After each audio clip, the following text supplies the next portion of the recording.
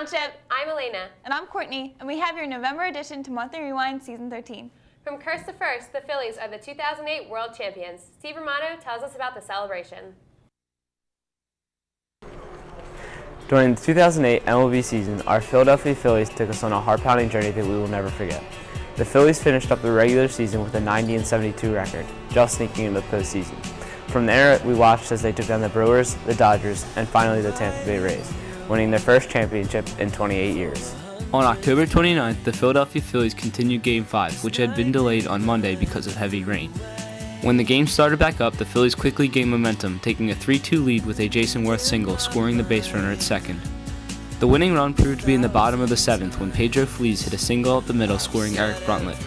In the 9th inning, the perfect Brad Lidge lived up to his nickname as Lights Out Lidge, delivering the 0-2 slider, which struck out Eric Hinsink, the pitch that broke the curse of William Penn. When Brad Lidge struck out Eric Hinsink, my initial reaction was to run to my mom, give her a big hug because she's been a Phillies fan since she was born. When Brad Lidge threw that final pitch, I went wild. Chaos ensued in my basement. The family was going wild, the friends were going wild, the water was flying. Just one of those things you'll never forget. When Brad Lidge struck out Eric Hinsink, my reaction was I was just in disbelief. I didn't know what to do, so I just sat there for a few seconds speechless. The World Series championship was the first Philadelphia professional sports team championship in 25 years, breaking the curse of William Penn, which haunted teams like the 87 and 97 Flyers, the 2001 Sixers, and the 2004 Eagles, who all lost in the finals. With the curse lifted, Philly fans finally had something to cheer about. On October 31st, the city of Philadelphia hosted one of the biggest parades in history. Before the parade, Mayor Nutter stated, "Philly fans have been waiting 28 years for this day. We deserve this win. I can't wait to share this day with Philly fans from across the city, state, and even the country." On that Friday, Mayor Nutter did share the victory with Philly fans from across the country. Over 1 million people were in attendance, a number too great for even the giant city of Philadelphia. City officials were forced to urge fans to use SEPTA transportation to limit cars coming in and out of the city. We showed up to the train station about 9 a.m., got on, made a couple stops. We got off at the parade. It was a beautiful experience. My friends and I all took the train. It ended up being a real bad idea because we had other people who we know that drove there, and they drove right in. They got right into the parade in 5 minutes. It took us 2 hours. The parade started at noon on 20th and Market. Then it went past City Hall, heading down Broad Street until it reached the sports complex. Once at the sports complex, a ceremony was held in both Citizens Bank Park and Lincoln Financial Field. Tickets into the stadiums were free, but were sold online in under 90 minutes. The atmosphere of the parade was unforgettable. It created a feeling of joy in the heart of all Philly fans, an event in their life that will be embedded in their minds forever. I went to the parade obviously in Philly. It was so neat to see everybody in the city so close with each other, and there was really no hostility in the city of Philadelphia for once. When I was at the parade, it was really wild and fun, and it's just something I'll remember for the rest of my life, and I'll get to tell my kids about. When I went to the parade, it was the first time that I saw complete chaos actually be a good thing. All the Philly fans were going crazy, running around, but everybody was on the same page, so everyone was happy about what happened. It's a story of a lifetime. I'll tell my kids, I'll tell my grandkids, it'll be something I'll never forget, just like my parents didn't forget when they won in 1980. The Phillies parade lasted for over 5 hours. After the parade was over, Philly fans were in no rush to get off the streets. Fans marched up and down Broad Street, celebrating a well-deserved victory of their beloved Fighting Phils. I think it's safe to say that no one will forget the championship of 2008. Everyone has their own memories from the 2008 season, a little history they can share with family and friends for years to come. The Phillies now have high expectations. Every Philadelphia fan is on the Phillies bandwagon with hope of a 2009 repeat. This has been Stephen Romano reporting to you for Monthly Rewind, Season 13.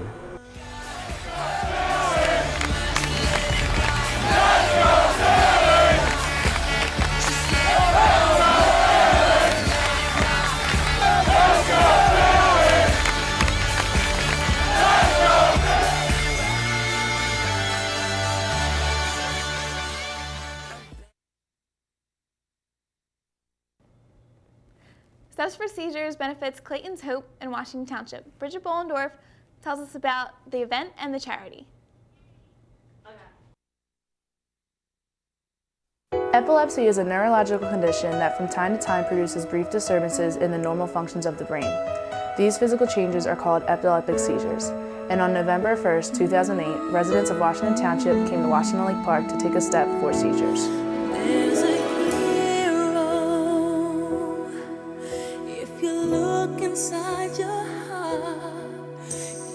have to be afraid of what you are. There are many families affected by epilepsy. The Myers, a family here in Washington Township, were affected in October 2004 when their child Clayton contracted a virus which caused uncontrollable seizures. Clayton was placed in a drug-induced coma for 5 months. Sadly, when Clayton emerged from the coma, it was evident that he would never be the same.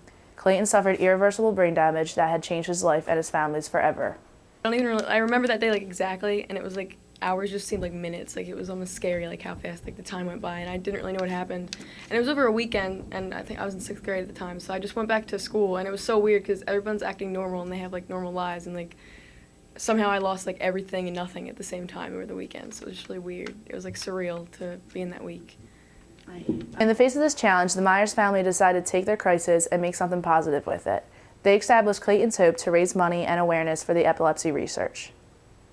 Ashley Myers, sister to Clayton and sophomore here at WTHS, came up with the idea to have a walk at Washington Lake Park and call it Clayton's Hope Steps for Seizures.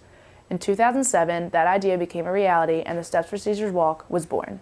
We all come from different paths of life, all of you out here, but today we all walk the same path, the steps Clayton can't take for a cause we can help. And it's just really great to see you all like supporting us, and especially Clayton, that you all come here and just help, and it's really like inspiring to me. Many school organizations here at WTHS, including Class Council, the football team, Student Council, the girls soccer team, DECA, and the dance club, all participated in the walk. WTHS DECA itself donated the proceeds they raised at the Outback Steakhouse tailgate at homecoming. Through their efforts, they presented a check for $1,200 to Clayton's Hope. It was just nice to see that so many people came out, because it's not even just the money that's the really big issue. It's like the fact that people know about this and like they spread the word, or they're just affected by it somehow, because it's like really, it is a big deal. Some people don't realize that it's such a powerful disease, but it really can change lives in a bad way. Steps for Seizures was a good event. It rose a lot of awareness in the community. It was nice to see a lot of the kids from the high school come out. It raised a lot of money for the research, and overall it was a good day, and it was very fun. It was all the kids, like all high school kids, they woke up after, like the day after Halloween, and came out early in the morning and supported a good cause, and they had fun. It was fun. It's especially meaningful for me and my family, as I have an older sister, Caitlin, who has suffered from a seizure disorder since the age of 3. So an opportunity to get personally involved with Clayton's Hope to help people like Caitlin and Clayton is deeply personal and gratifying to me. I appreciate the event because I have a sister with epilepsy, and seeing a bunch of these people come out for this event made me smile, made me happy to see them all here. So it was good. Steps for Seizures was a success this year, raising over $13,000 for research. If this is the first time you are hearing about the event, it is not too late to donate. Please visit claytonshope.org to learn more about the organization and the year-round fundraising activities. I am Bridget Bollendorf, reporting for Monthly Rewind, Season 13.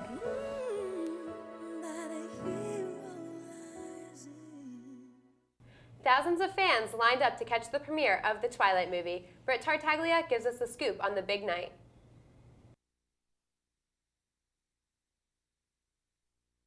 A popular trend in the entertainment business is turning best-selling novels into award-making films. One of the most recent of these movies is Twilight. The movie is based off of Stephenie Meyer's most popular novel. Twilight is the first book in a series of 4, selling more than 17 million books worldwide. Twilight has also been translated into over 20 languages. It has taken 3 years for the book to finally be released as a movie. Twilight is a modern love story between a teenage girl named Bella Swan, played by Kristen Stewart, and a vampire named Edward Cullen, played by Robert Pattinson. The Cullens are accepting of humans and coexist with them without ever harming them. However, Bella soon realizes that not all vampires are so nice when a new family of vampires make a visit to Forks, Washington. I'm here at Township's Regal Cinemas during the midnight premiere of Twilight to see just for myself what all the hype is about.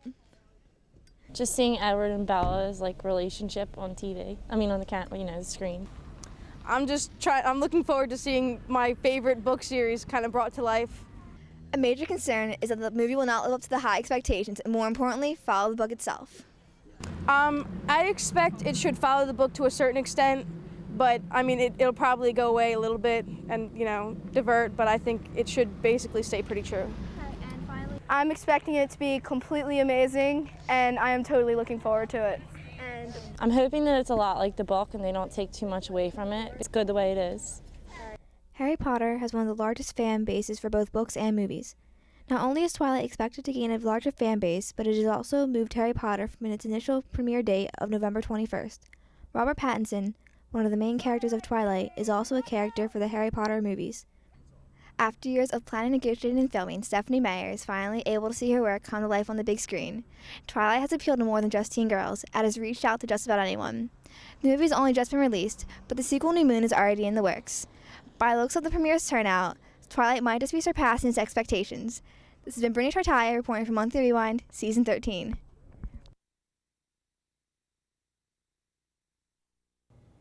Ever try to squeeze over 600 people in a picture? The senior class did. Christian Abdullah reports on the 2009 senior picture. It is here on November 19th where the class of 2009 got to do something they've never done before. All the friends, groups, and clubs joined together to take the big picture. But it is more than just getting up in the morning and putting on an outfit that you and your friends have made. It takes planning and organizing to get 600 kids ready for a picture-perfect moment.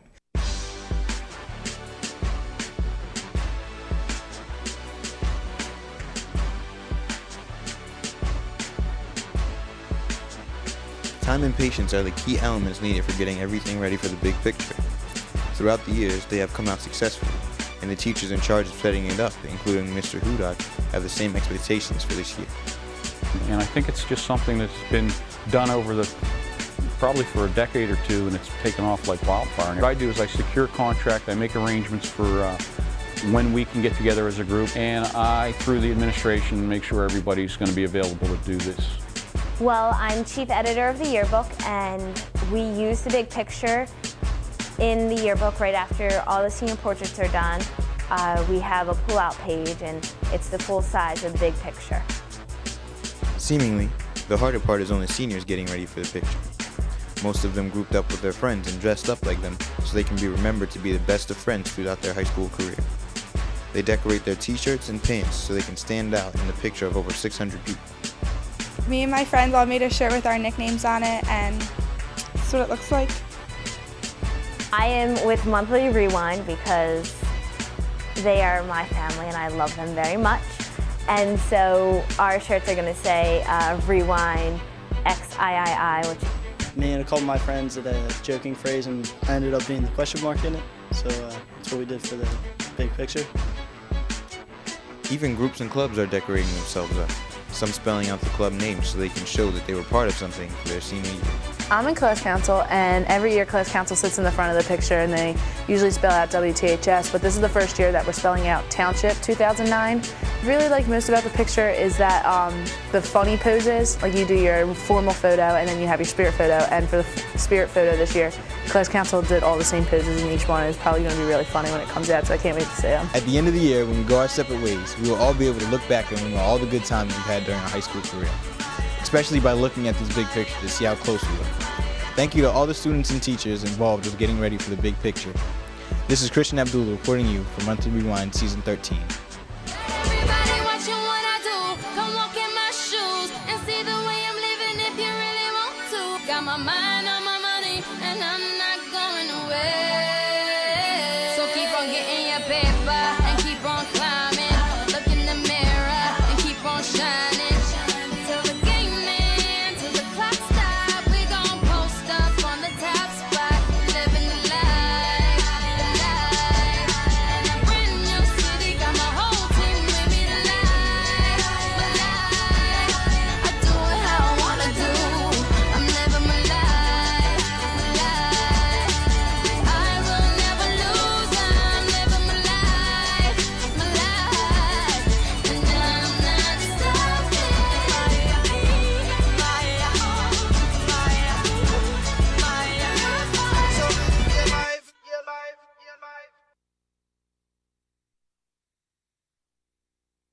Here's Alex Wazinski with Mail Time. What's up, T Small? C-Bumper Store here. I will read whatever you write. Season 13. I said I will read whatever you write. Let's get it going. Yeah. Stacks of mail, Bouchard don't like. Trying to write back to you tonight, and baby, I will read whatever you write. I said I will read whatever you write. Yeah. Monthly Rewind Season 13. Got the freshest cast Twips ever seen. On Channel 9 is where we'll be, getting our segments on the screen. Anytime you want to, turn on your favorite show. You know we're gonna tell you what Township's been up to. Sit, don't fight it, just watch it, you'll like it. You're gonna love Rewind, I swear. Yeah, I want your letter, need your mail. Long as Bouchard got me, Rewind won't fail. You write them, I'll read them, just send them, I need them. Tell them other Rewinders be quiet. Stacks of mail, Bouchard don't like. I'm trying to write back to you tonight, and baby, I will read whatever you write. You write. I said I will read whatever you write. You write. Yeah. Welcome to another edition of the Rewind Mail Time. I'm your host, Alex Wyszynski. I'm sure you guys know the drill already, so, let's get to it. Looks like we got some mail. How about that? Once in a lifetime. Oh, gosh. The letter reads, Dear Mail Time, you guys are so great at editing and filming, but are you guys good at anything else? From Samuel J. Belsky. Well, Sammy, me and the boys were once good old-fashioned rock stars, but then sooner or later, the fame went to our heads, and we decided to call it quits. So, here you go, an exclusive documentary of our band called Unicorn Saturday. They have been called musical pioneers, geniuses, and that band that is really good. Like, we're unstoppable. They broke numerous records, sold millions of albums, played hundreds of concerts. Alright, the best concert we had to play was probably my mom's cellar. It was so loud, I could hardly hear myself think. But with every rise comes a fall. I was just so obsessed with candy. It just got to this point where I was shoving sugar babies before every show. This is the true story of Unicorn Saturday. Come on, buddy.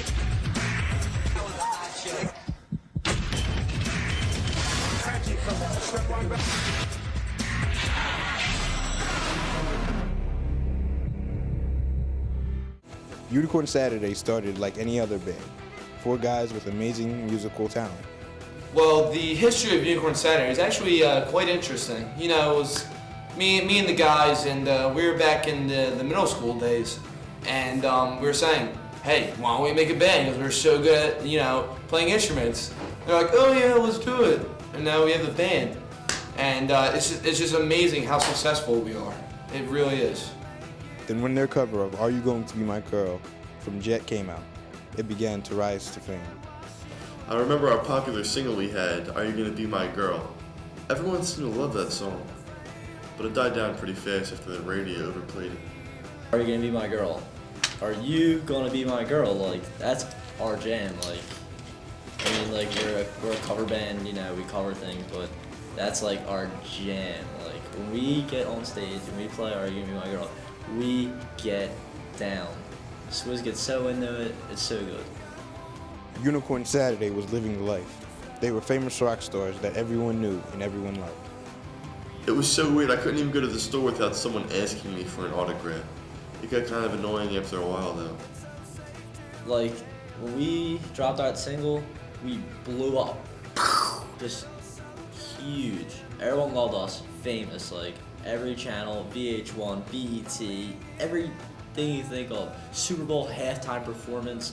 We were getting signed for everything. We're huge. But then trouble started to arise after they released their cover of Go With The Flow from Queens of the Stone Age. For a while, we kept it going. We were popular, we were having no problems. Then all of a sudden, Tim had his problems, Nudaboom had his problems, and things just started to fall apart, and we just weren't used to it. Say it ain't so, my love is a life taker.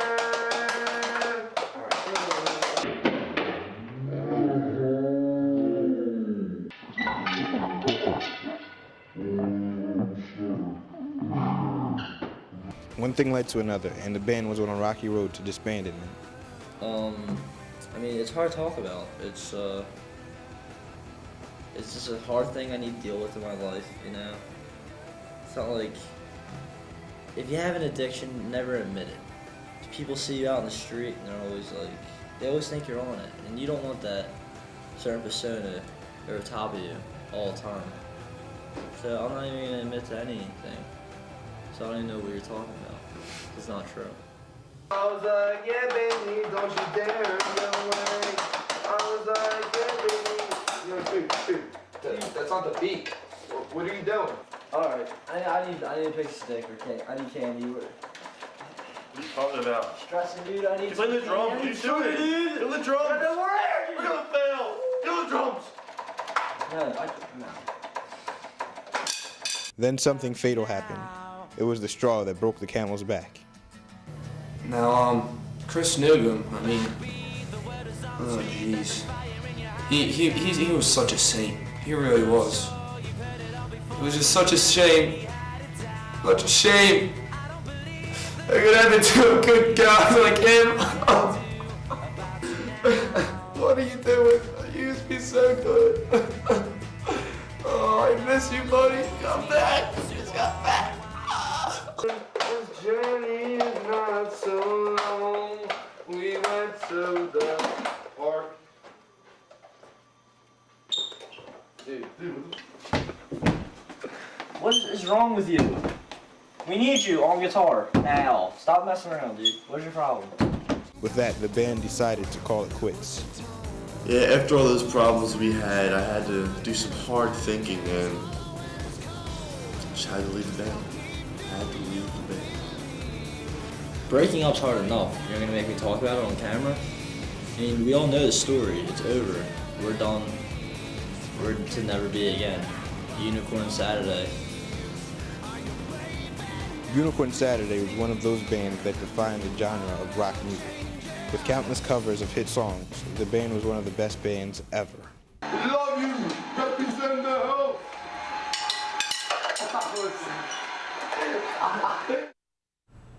There you go. Another mail time in the books. If you guys want to send any emails to us at all, please send them at rewindmailtime@yahoo.com. Until next month, this has been Alex Płazinski for Monthly Rewind Season 13.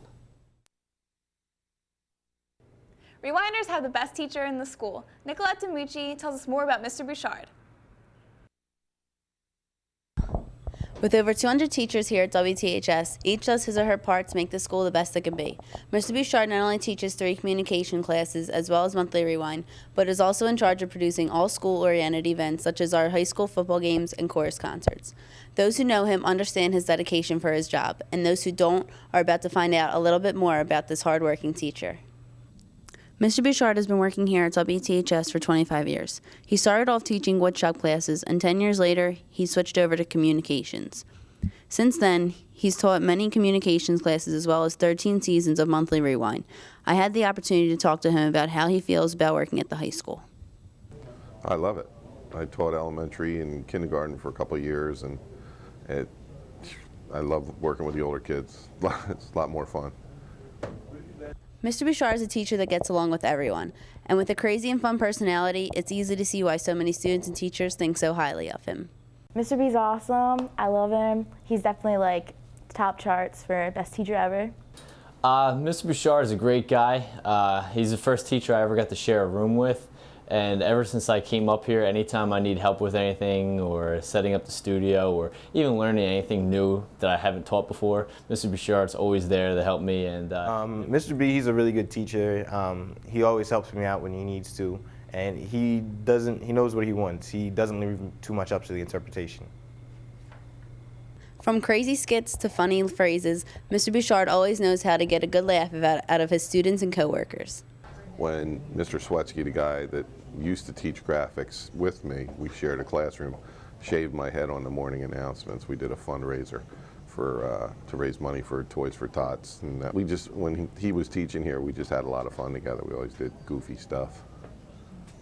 Funniest thing he ever did had to be our SpongeBob opening, where he dressed in like a full pirate costume and got really into the theme song and just made it really awesome. With 25 years under his belt, Mr. Bouchard looks forward to years to come of doing what he loves, and that's teaching here at WTHS. It's hard to stand out in a staff of over 200, but it's clear to see that Mr. Bouchard's students and coworkers feel he shines the brightest. This is Nicolette Zamucci reporting for Monthly Rewind, Season 13.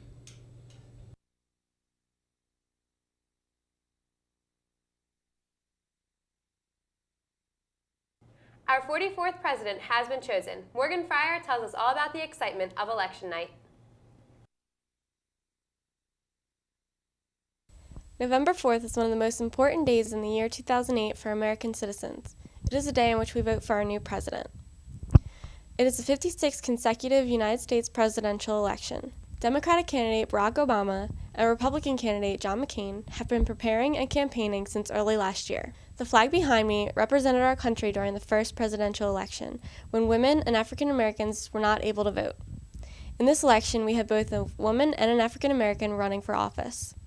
This is my first time voting. I'm pretty pumped for it. It's a pretty important election to me because it decides what happens for my future. I'm going to vote for Obama, primarily because he's good for my family. He's good for the union. I'm going to go and vote now.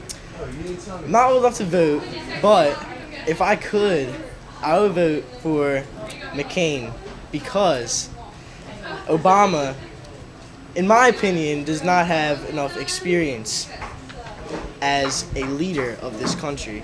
And as we approach the hour, we're about to tell you something that you may have recognized was inevitable. It's now 11 o'clock. We project California for Barack Obama.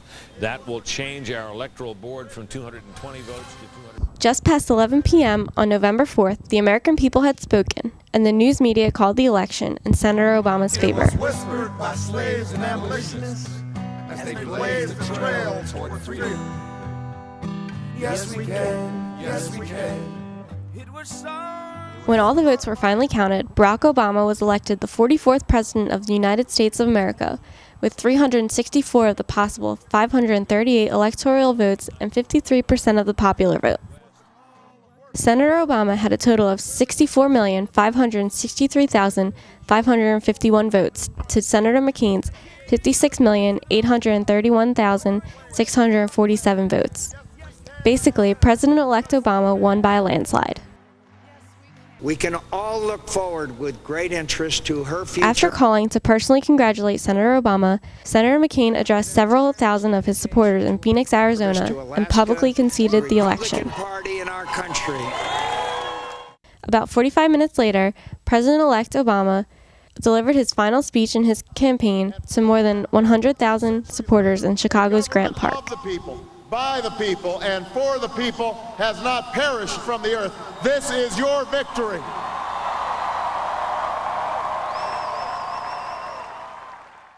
I did vote for Obama because I just think, as a young person and a new teacher, I really liked his policies, and I really looked into it this year. I was torn between Hillary and Obama, but I was very happy when Obama was the Democratic pick.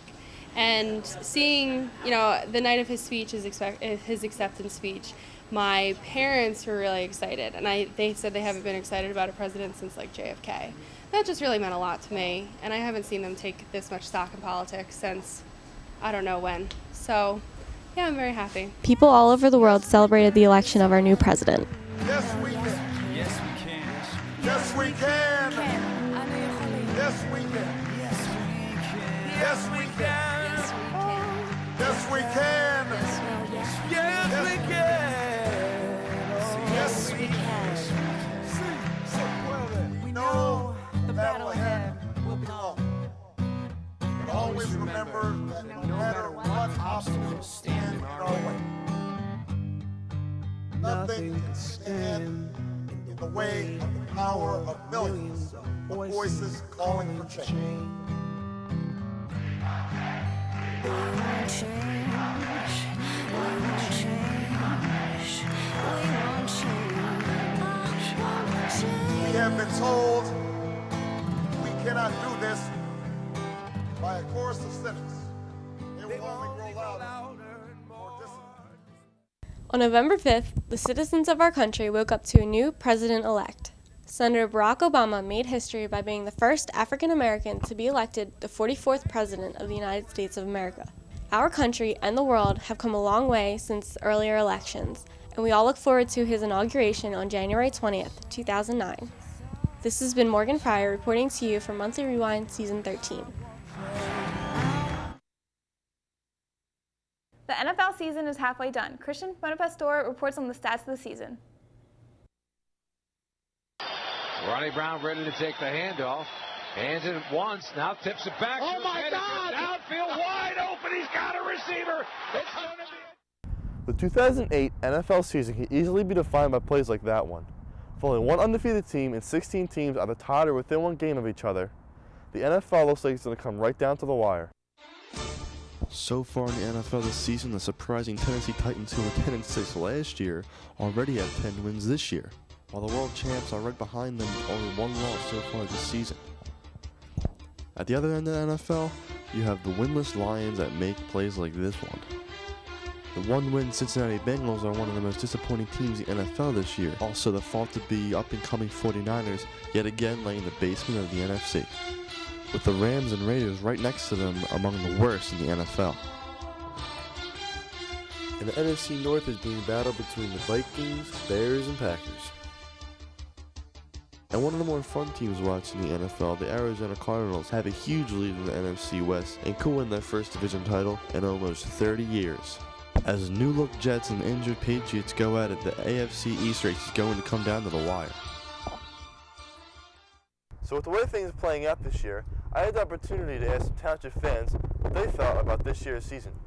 Well, obviously, the NFL is more fun to watch now because, in the past 5 or 6 years, the AFC has always been more dominant. The Patriots, Colts, they've always been the top dogs. But this year's different than all the rest of the years because everything is the same. Like, there's no team that stands out except for the Titans. They're undefeated, but everyone knows they can beat them any given day. You got a lot of depth coming out of the draft the past couple of years, and that's what happens. And you let your players play, and new coaches, new systems, different things. That wildcat spread offense they run, just different stuff. Well, I've never been a part of a tie. Never even knew that was in the rule book. But again, it's part of the rules, and we have to go with it. So, I was looking forward to the next opportunity, getting out there and trying to drive to win the game. But unfortunately, with the rules, we settled with a tie. As for our Philadelphia Eagles, they started out the season well, beating the Rams 38-3, but haven't fared so well over the past couple of games, having 2 losses and 1 tie. So with our Philadelphia Eagles being so disappointed, how do the fans feel about how they're playing this year? Not doing so well, not what I've hoped. They should have killed us, the Bengals. Tying a team that's 1-8 is not very good. So with everyone neck and neck, who do the fans think is going to come out on top? And I don't know, Tennessee, I know there's doubt, but they put their throwing game back together with Kerry Collins. He's a decent quarterback. I've always kind of liked him. They have a running game, and they have the best defense in the NFL. There's no reason why I can't see that they can push themselves through. As long as they pull all that together in all the games they play the rest of the way out, they have a really good shot. Right now, I believe that the Giants have a good shot at winning. Not that I'd want them to win at all, but they look like they're the best team. Or the Titans. Titans doing really well. Redskins, of course. I'm a Redskins fan. Really? Yep. So as you can see, there is no clear-cut winner. The 2008 NFL season is completely up for grabs. This has been Christian Bonapastor reporting for Monthly Rewind, Season 13. Township has plenty of future actors. Courtney Loftus goes behind the scenes on the fall play. Most people don't realize the amount of time it takes to put on a play. This fall, the Way Out Broadway players performed The Face on the Ballroom Floor. These cast members have put in several months of hard work and dedication, so you're probably wondering what it's like backstage. I was able to get an exclusive tour about what it's really like to put on a play.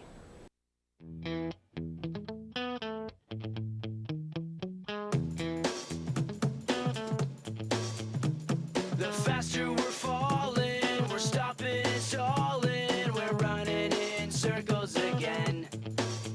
Just as things were looking up, you said it wasn't good enough, but still we're trying. Face on the Ballroom Floor tells a story about choosing triumph of love over greed when a naive blonde is separated by her true love. Planning for the fall play actually begins in May of the previous year when the play is chosen. Auditions are held during the third week in September. After the cast is chosen, each member participates in several read-throughs with blocking that includes character movement. Lines are usually memorized by mid-October. While rehearsals are going on, planning for the set usually takes place. Mr. Bliston and his crew work behind the scenes on the weekends to prepare the set. During Tech Week, lighting, audio, and costumes have usually been finalized. Rehearsals take place every day for several hours after school and sometimes on the weekends, but they always find time for schoolwork. I don't really think my schoolwork suffers because I'm in the play, and it does get really busy and I do pull some all-nighters, but in the end, if I want to continue with the play, I have to be in good academic standing. I actually don't think my schoolwork suffers because I think the more you have to do, the more on top of it you are, whereas when you don't have anything to do, though, I slack off on it more. You have to just make sure that you do your work right when you get home, and you have to stay up late. It's kind of hard to manage schoolwork, especially near the beginning of the show because the schedule is so long. Before you know it, the opening night arrives. Everyone rushes around doing makeup and last-minute fixes. These actors and actresses dedicate plenty of time to the fall play, but what makes these cast members so unique? Well, it was really neat. Well, first of all, it was a nice size cast for a fall play because they're hard to find plays that you can put a lot of kids into. The talent was good from freshmen through seniors, and it was just a fun play to do. I mean, it was fun rehearsals, fun production. It was just a good time from beginning to end. These cast members really enjoy performing, but what makes their experiences so special? I enjoy acting because I've always liked it since I was really little. Like, I love being on the stage, and it's a natural high. I really like performing because, it's something that I've always been doing, and, I feel completely comfortable on stage. It's like a second home, When I'm under those lights, I feel invincible. Because it's the biggest natural high there is. I love performing in front of people, and I think it betters your self-esteem because especially when you get off stage and someone that you don't know comes up to you and says, "Oh, you did a really great job," you feel even better. With all the planning and preparation, excitement, and dedication, the Face on the Ballroom Floor was definitely a success. If you happen to miss the fall play, don't forget about the spring. Until next month, this has been Courtney Loftus reporting for Monthly Rewind Season 13. Here's Elena Springstead with this month's senior feature on Brandon Calavita.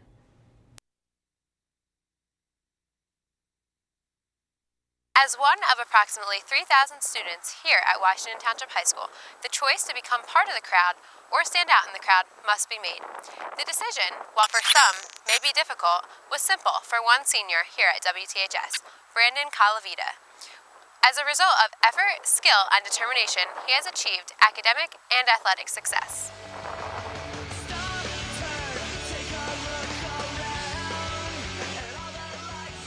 Calavita up the middle, inside the 5, down to about the 2-yard line. It'll be first and goal from. I should also say, Matt, Brandon Calavita is the third leading rusher in all of South Jersey. Brandon is one of over 250 students who participate in the Minutemen football program, but has been able to stand out at the high school level since his sophomore year when he earned a varsity spot on the team. He has been able to give his all out on the field while doing well with an advanced scholastic course load. Brandon's football career began at the age of 5 when he started playing for Washington Township's youth Minutemen football team. I actually started playing when I was 5 years old, and I haven't taken a year off since. I've been playing out throughout my life in the Pee-wees, on the Minutemen, from the 65s to the Unlimiteds, and 4 years in high school. So I actually didn't realize until late in my Pee-wee career I was always mediocre, but I got a lot faster when I hit my growth spurt in 7th grade, I believe, on the 120s, and that's when I started getting a lot better.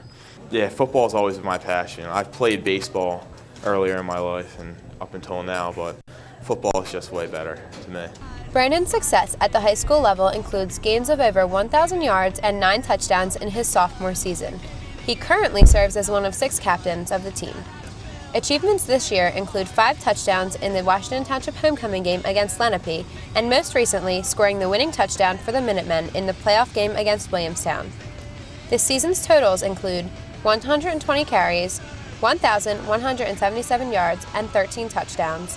And that's Colavita, and he has lots of running room. He's into the secondary, down the sideline, inside the 30, inside the 20. He's going to go all the way for the Washington Township touchdown, 56 yards. So much for opening up with an air. There's Colavita, and he runs over a tackler into the end zone. His second touchdown of the game, and it's 13-0 Minutemen. I have had the opportunity to interview a few students about how they feel working with Brandon on the team. I've known Brandon my whole life. We played district baseball back in elementary school together. Fun playing with him because you know that you have a premier back that can just make plays whenever you need him. 5 years, NFL, graduating from Penn probably, I guess that's where he's going. Played collegiate football somewhere and then he's going to the NFL, no doubt in my mind. Well, I met Brandon this year, and he was a really good friend at first, and he works really hard in the weight room, he works hard at practice, and he's a great athlete too. With his accomplishments on the field and in the classroom, Brandon hopes to attend an Ivy League college.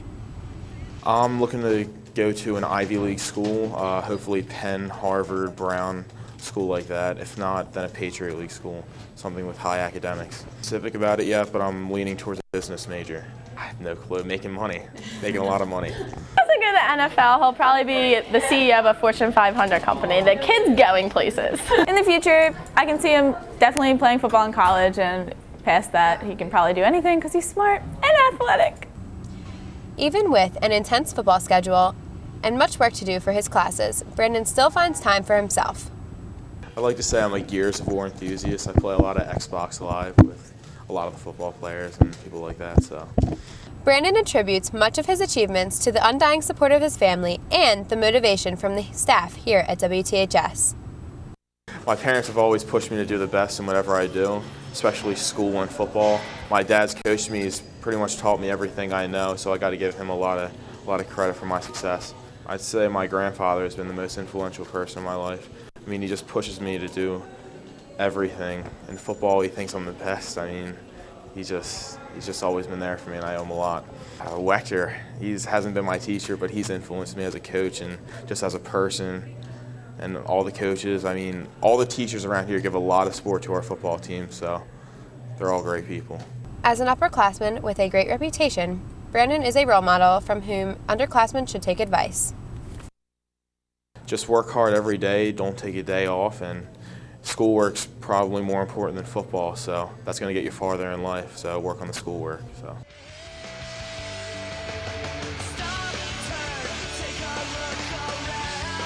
Brandon Colavita has certainly made a name for himself here at WTHS, on and off the field. With his hard work and dedication, we are sure to be seeing more accomplishments from him in the future. Brandon will continue to succeed throughout senior year, and I wish him luck with college decisions. This is Elena Springstead reporting to you for Monthly Rewind Season 13. He's inside the 25. He is going to be tracked down. He breaks another tackle, and he's going to go all the way for the touchdown. A beautiful job.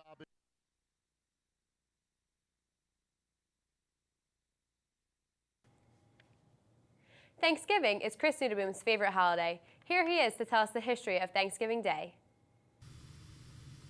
November 27th, Thanksgiving, a time for family, food, and fun. With this upcoming Thanksgiving, Americans will consume approximately 45 million turkeys, see their aunts and uncles they only see once a year, and fall asleep early because of the amount of food they eat. But there's more to Thanksgiving than we think. Its roots go deep into America's history and culture. To most people of America, the settlers of Plymouth, Massachusetts are the inspiration for our modern-day Thanksgiving. After their first winter in 1621, more than half the town was killed due to inclement weather. But by the following fall, with the assistance of the local tribes, they had enough food to last the entire winter. With the outlook of the next winter looking much better, the Pilgrims and local Native American tribes feasted to celebrate the plentiful harvest. It lasted 3 days. However, their menu differed vastly from today's traditional meal. They more likely had goose, lobster, cod, and wild berries, as opposed to our turkey, mashed potatoes, and stuffing. For later generations, Thanksgiving had little to do with having a good harvest that year. The governor of each colony would announce a day of thanksgiving, whether it be for a victorious battle, a good rain season, or even just for religious ceremonies. By the mid-19th century, Thanksgiving was celebrated on and off. The dates varied, and sometimes it was celebrated even during the summer.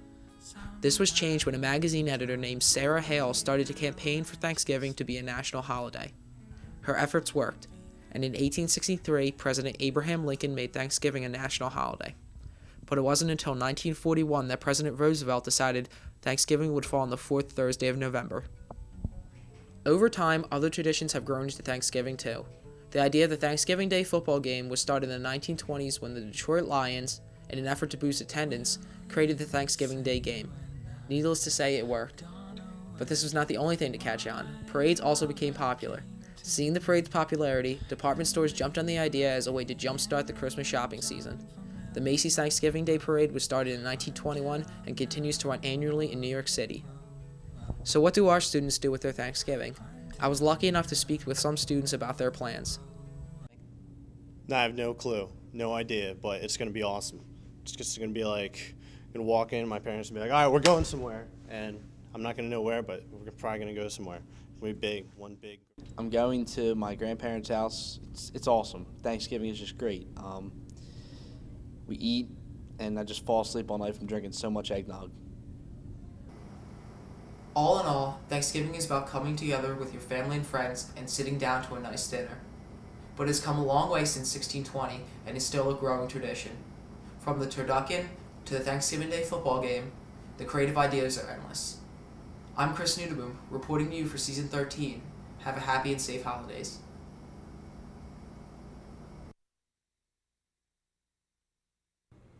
We had many contestants, but there is only one Township Idol. Erin Dunphy reports on this month's exciting Renaissance Rally. Renaissance is a national program that awards students for their academic achievements and extracurricular involvement. With the gold, blue, or red cards, students get out of finals, better parking spots at school, and discounts at local stores. But a favorite perk of these cards are the Renaissance rallies that take place twice a year. On November 21st, the first Renaissance Rally kicked off right here in the CBAC. This year's fall rally theme was Township Idol, based off the show American Idol. The Renaissance Club tossed around ideas and chose karaoke. The idea quickly evolved into a talent competition. After that, the choice on theme was an easy one to make. We want to include as many people who wanted to participate, so the kids are able to step up and say they want to be a part of it, and that's what we aim for with Renaissance. The kids had a lot of fun. I think it was I think the administrators had a lot of fun, and it gave some of our kids a chance to show off their talents to the student body and really just have a good time. The rally started off with the serious singers. Mr. Bollendorf as Randy, Mrs. Petrowski as Paula, and Mr. Dempsey as Simon judged the competition and chose students to move on to the next round. Next were the comedic singers. Monthly Rewind's own Christian Bone Pastor competed. The judges also picked students to move on to the next round. With so many talented and funny singers, it was hard to pick a favorite. I do have to say that I was really moved by Danielle's performance because it was really a lot of courage for her to get up there and to perform, dealing with what she's dealing with. It was a really great moment, I think, for the rally. My favorite act at the Renaissance Rally talent show was definitely Jasmine Brown singing A Whole New World because she's very talented. She definitely deserved the win, and she's one of my best friends, and I love her so much. Christian was pretty funny in his act because he actually portrayed a guy who was on American Idol, and it was funny because the judges actually played along with it and were good sports about it. The final singers stood on stage and the audience cheered their votes. Jasmine Brown won the serious singers and Lane Zerton won the comedic singers. Both students won an iPod and the title of Township Idol and were very excited to win. I knew I was in the comedy and I can't really sing that well, and I know that, but I can dance relatively well. I can kind of dance like Michael Jackson, so I just plan to, dance and try to keep the crowd focused on me dancing and not how bad I am at singing. But, I just wanted to really have fun with it and get the crowd involved, that's all. It feels really great. I was really excited, and I wasn't expecting it at all, actually. The Renaissance Rally was a great success and a fun way to spend a Friday afternoon. Thanks to the Renaissance Club for putting on such a great rally, and congratulations to all those who competed. If you missed this rally, remember, the spring rally is just a few months away, So get ready for another great Renaissance Card reward. This has been Erin Dunphy reporting for Monthly Rewind, Season 13. The Coffee House is back. Tori Jordan tells us all about the great entertainment. Many people like a hot cup of coffee to get them going in the morning. Some people need that mid-afternoon caffeine to get them through the rest of the day. Coffee plays a little part in our everyday lives, but it plays a larger role on the social level. Coffee houses are known to be places for friends and family to meet. They are also popular gathering grounds for entertainment. The Shore Club here at WTHS brings that entertainment right to our own school by hosting its own coffee house. There is a lot of preparation needed to make the night of the coffee house a success. Members of the Shore Club made posters to place in the halls advertising the show. They met after school the day of the show to set up. Lights and decorations were used to spice up the senior cafeteria of our school. Couches and chairs were also needed to fit the atmosphere of a coffee house. Shore Club members brought in homemade desserts to sell at a snack bar and clothing to sell at a shop. Setting up took a lot of hard work, but some of the members were able to find time to talk about what they like to see at the coffee house. When I go to coffee house, I really like the lighting, the food, the coffee, and the performers. It's like more friendly atmosphere, and you can hang out with your friends and stuff. Finally, it was showtime. The cafeteria was lit up from 6 to 10 p.m. on Friday, November 14th. There were live performances by current students as well as graduates. The snack bar was open with cakes, cookies, danishes, and, of course, coffee. The thrift shop was also open for people to buy clothing. Most of the acts consisted of acoustic guitars and singing. After 11 years of running the coffee house, the Shore Club was hoping for another year of good show business. Many people attended. I was able to hear the thoughts of 2 students who attended the show. My first coffee house was pretty fun, and I'm definitely coming back next year. It was so exciting. The music was great, and I got to see a lot of my friends. It was fun. It was cool. It was different. A lot of cool music, good acts. The night of the coffee house was a great success for the club, and it was a fun outing for everyone that came. Even if you're not a coffee lover, the coffee house is something exciting for everyone. So if you're looking for food, music, and entertainment, consider coming to the next coffee house on March 6th from 6 to 10 p.m. in the senior cafeteria. This has been Tori Jordan reporting for Monthly Rewind, Season 13. The tennis team just finished up a smashing season. Here's Carrie Barchop to tell us all the details. The girls' tennis team had another phenomenal season. The girls had a lot to live up to after last year's 17-2 record, the best in school history. But with most of the varsity girls returning, it's no surprise that they were able to succeed once again. The girls' varsity tennis team is different than most other varsity teams at our high school. The team is made up of girls from all 4 grade levels. This year's team consists of 1 freshman, 2 sophomores, 3 juniors, and 3 seniors. I feel like the mix of variety is good because, we get to see, like when I was a freshman and I had seniors on the team, I got to look up to them. And I think it's good because seniors and juniors can act as role models for the younger underclassmen. Being in the middle, it motivates me to do better because people that are older than me, it makes me want to push harder and become better. I liked being a freshman on the varsity team because it was a lot of fun and I learned a lot. I'm scared because I knew most of the girls before I went on the team. Although having such a wide variety of grade level on a varsity team is different from most sports, for tennis this is not the case. Many girls begin playing tennis when they start high school. However, others start playing at a young age and therefore come into the tennis season with an upper hand. 8 years. It's me to see other strategies that other players used, and I got the experience that I needed. I started playing tennis this summer, entering 9th grade. I think it's a little bit at a disadvantage because I haven't had as much experience as some of the other girls, and I don't really know a lot of the strategies of tennis, so. I was able to talk to Coach Fleming about how he felt the variety of players on this year's team had on their season. I think it helps build for the future more than anything else. We have senior leadership and the freshmen that came in and are lucky enough to start at that level develop more poise and composure when they're on the court because they can see what the seniors have gone through and the seniors help them along. Even though the tennis team may be different from other teams with its variety of players on varsity, the one thing that is the same is the role of seniority determining captains. This year's team had 4 captains, each bringing something different.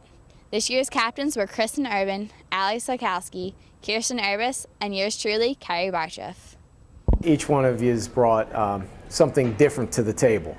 You know, one might be a leader on the court, more vocal, the other through their playing ability, maybe somebody else from just being there and putting in their dedicated time.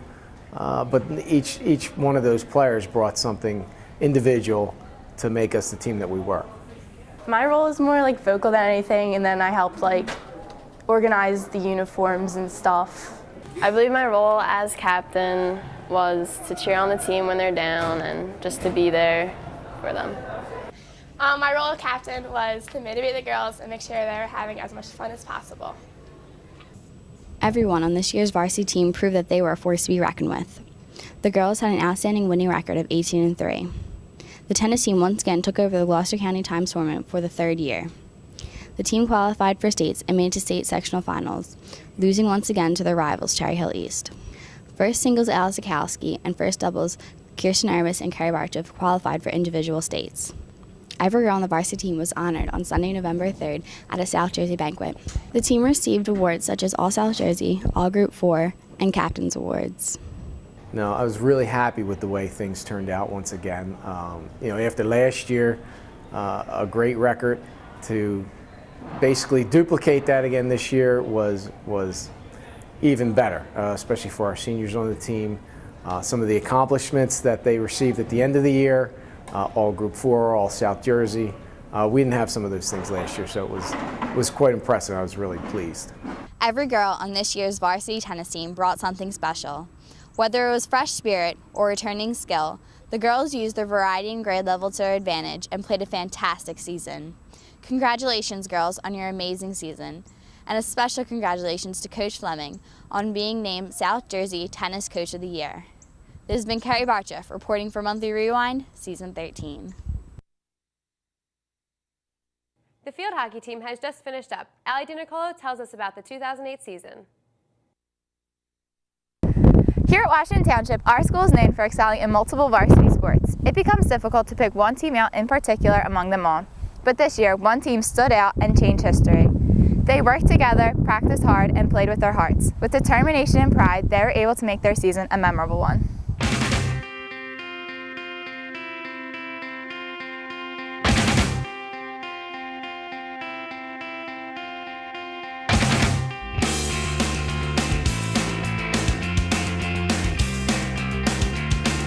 The girls' field hockey team was definitely a team to watch this year. With 16 members on the team, they had 3 important key members, their captains, Jordan Cotter, Sandy Casanova, and Marissa Shefflin. They were able to carry their team to a victory of 18-3 record. The underclassmen on the team all agree their team would not have been the same without their captains. The captains they all bring something different to the team, so I think it helps us with our team chemistry. The captains help our team because they're all so positive all the time, and they're always pushing us to be better, and they just help us accomplish everything. Like, all the girls have a different girl to relate to because they're all so different. Like, not to take anything away from the captains, but I don't think the team would have survived without any of the players on the team.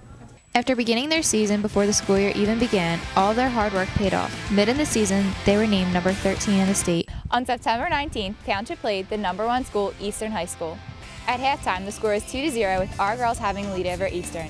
In the second half, the girls kept playing strong and defeated Eastern for the first time in 10 years. In disbelief, the girls were overcome with excitement. They had just created history, beating the team 3-2.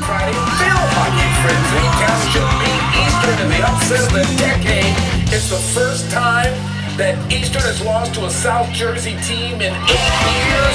8 years. What have I said? Here's the We always come in with our heads we're gonna beat them, but we just played hard the whole game and then it just went our way. So I felt like all of our hard work finally paid off when we beat Eastern. When we beat Eastern, it was truly amazing and something I will never forget. So that we knew our senior year we were going to be able to do it and change history. After celebrating their victory, the girls were back to work on the field. For the rest of the season, the girls trained hard and continued to achieve an almost perfect season. It was an unforgettable season. Everybody worked hard and we were just like sisters, so it was awesome. season was perfect. The team will be losing 6 senior members in the 2009 season. The 3 captains can now take with them the pride of leading their team to a victorious season. The 2008 field hockey team definitely made a name for themselves here at the high school. After putting in almost 6 months strictly dedicated to field hockey, they deserve all the recognition they can get. Being that they came together as a team and changed history, they definitely can call this season a memorable one. This has been Allie DiNicola reporting for Monthly Rewind, Season 13. We are members of the team. Members of the team. Members of the team, the team, not the individual. The team, not the individuals. Not the individual, it's not the individual. It's ultimate champion. Ultimate champion. Ultimate champion. The ultimate champion. The champion. For one day a year, the girls become the football players and the guys become the cheerleaders. Here's Kate Nowacki, who's all ready for Powder Puff.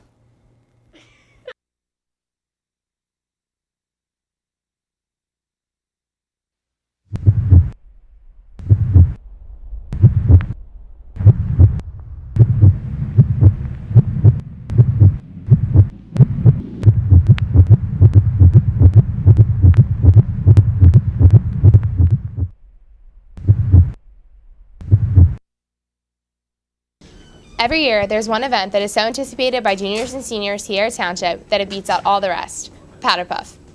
Last year, Powder Puff was put off until June and therefore did not recruit as many players as usual. But this year, the event is back and better than ever. The girls were ready to play some intense flag football, while the guys were ready to step their stuff as cheerleaders. And this year, just like every other, there was a lot of work that went into preparing for this event. The girls had to decide to play on offensive or defensive teams, and there were special tryouts for quarterback, running back, and kicker positions. They also had to attend multiple practices to work on plays they used during the game. I had the chance to speak with the man who puts it all together, Mr. Gorski. He shared with me the reasons why he took Powder Puff on and what he enjoys most about the event.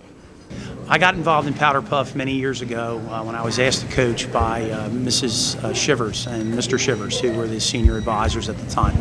And ever since then, I've continued coaching. And what do I enjoy most about it is I guess watching the girls develop. And it's really nice to see them perform on the field to their best. With much anticipation for the event, there are some high expectations coming from the coaches. I spoke with senior coach Mrs. Hartwick about her hopes for this year's game and what she expects from her senior girls. My hopes for the game are that the seniors play well, they play with respect, and they play smart. I expect them to do everything that we taught them. I do think they have what it takes. They're very athletic, they're very dedicated. From what I've seen in the last couple of days of practice, they're motivated and they're ready.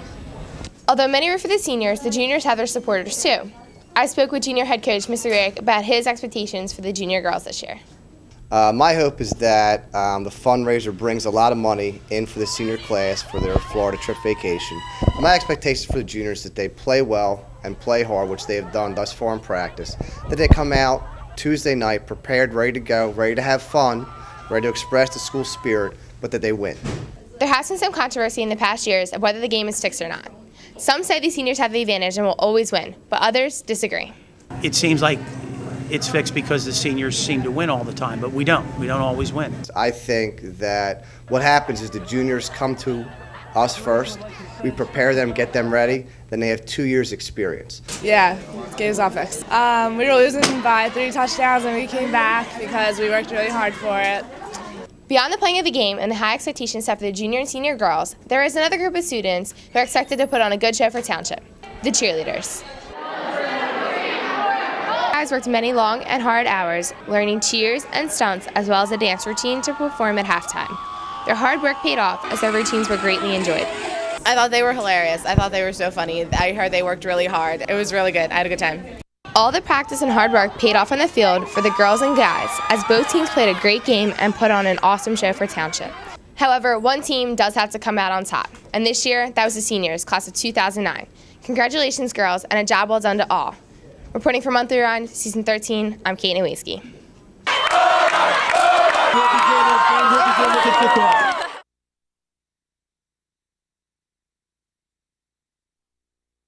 Cross country is getting ready to transition into winter track. Joe Minio tells us all about it.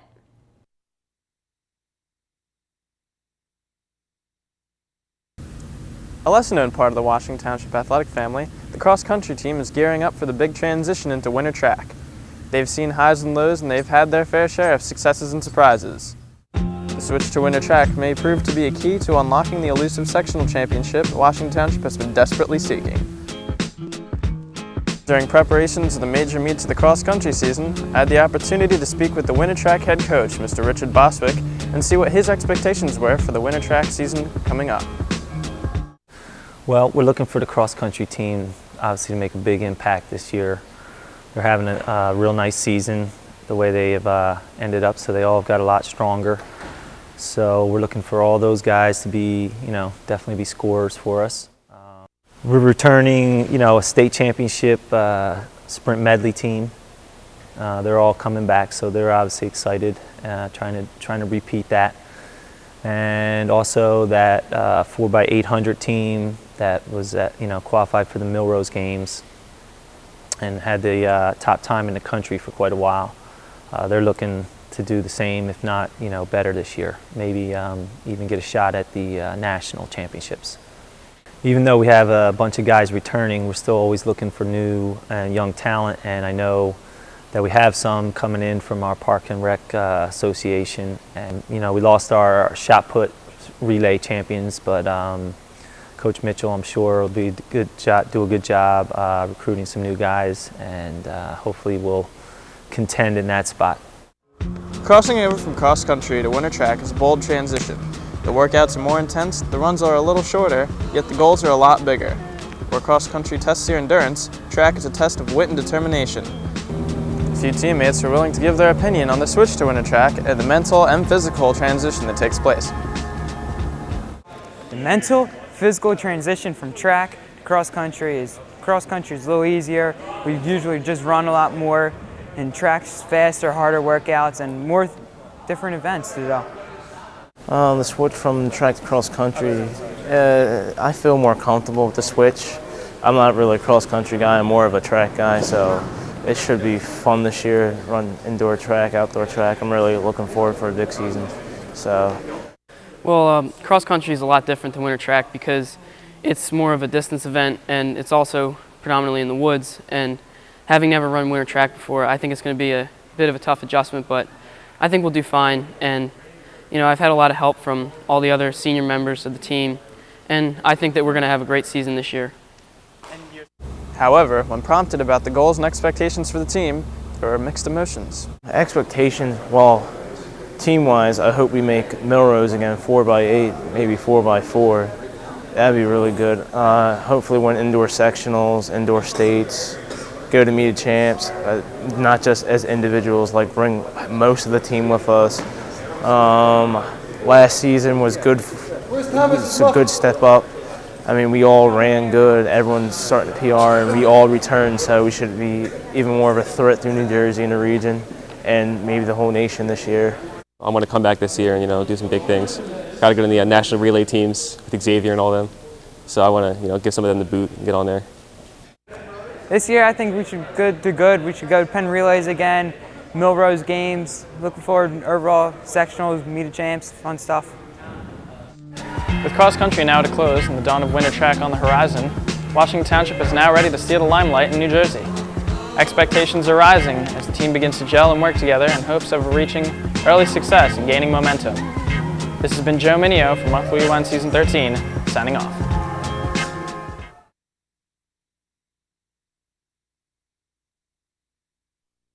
That's all for this month. Tune in next month. And every month. I'm Courtney. I'm Elena. See you next time. Oh, they could be a blooper! With Mustang. All right. Excited. Is it too late? Okay. All right. Let me stop. All right. That's all for this month. And so join us. Yo, stop, Chris. Yo, what up? Yo. What?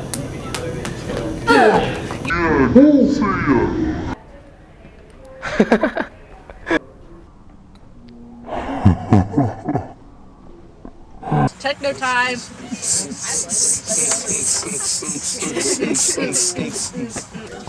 Definitely coming back too. Nick, did you really go that way?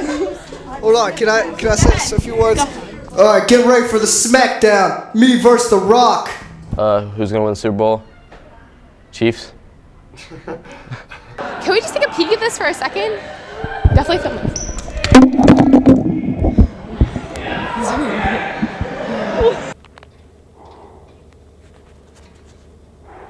Man, it's cold. He's definitely a guy that knows what he wants. He doesn't leave any things to guess, or that doesn't make sense at all.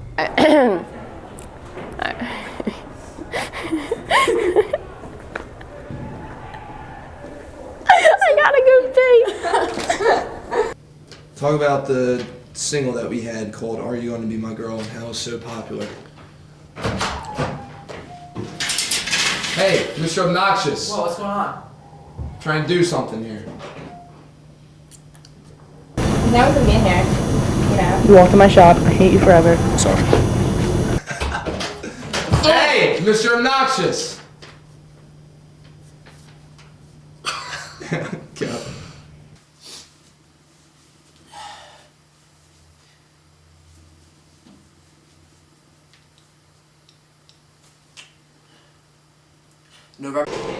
I'm not old enough to vote, but if I could, I would vote for McCain. I don't think that Obama has enough experience. That's all. Alright, it goes me, you, me. Okay. I'm Court. Alright. Alright, yeah, so. They're just like, you coming home right now. You're like, everyone, escort him home, like, don't let him go out, push him away. You can't go out and party until he's done his essay. This makes me think of Caitlin. What are we doing? Caitlin, why did you do this?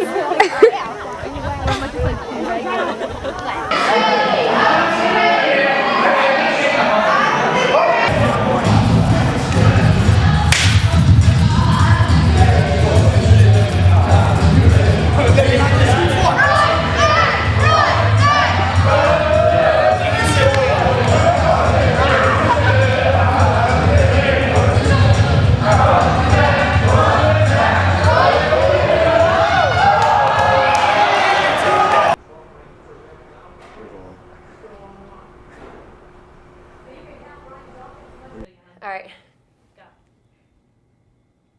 Hey Township, I'm Elena. and I'm Courtney, and when you have your, I don't know, that sounded weird to me.